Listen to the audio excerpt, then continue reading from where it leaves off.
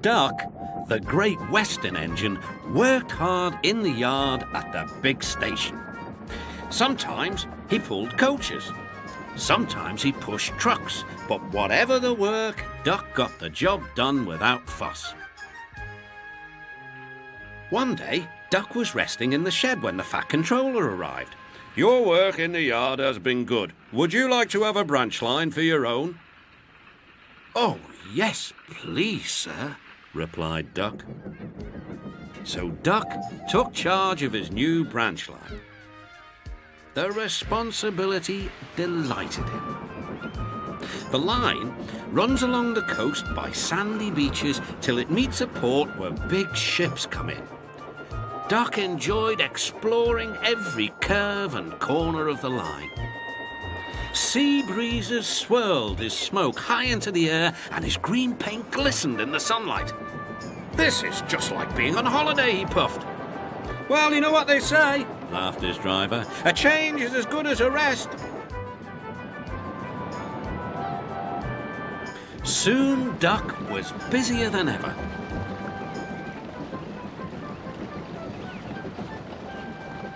The Fat Controller was building a new station at the port, and Duck pushed the trucks wherever they were needed.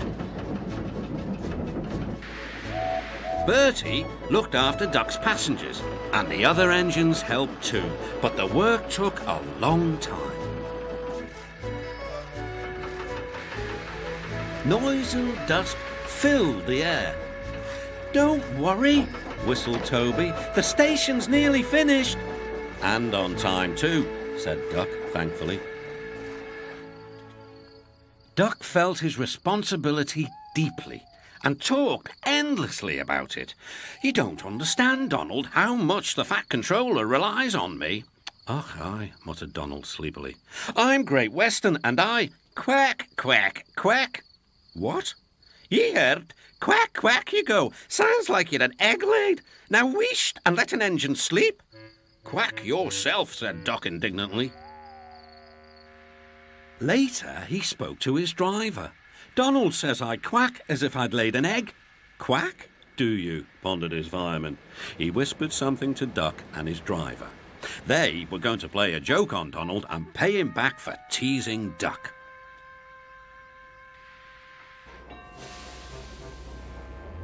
The engines were busy for the rest of the day and nothing more was said. Not even a quack.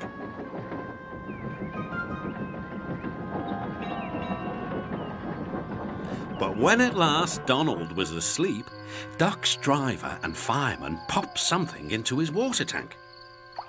Next morning, when Donald stopped for water, he found that he had an unexpected passenger aboard. A small white duckling popped out of his water tank.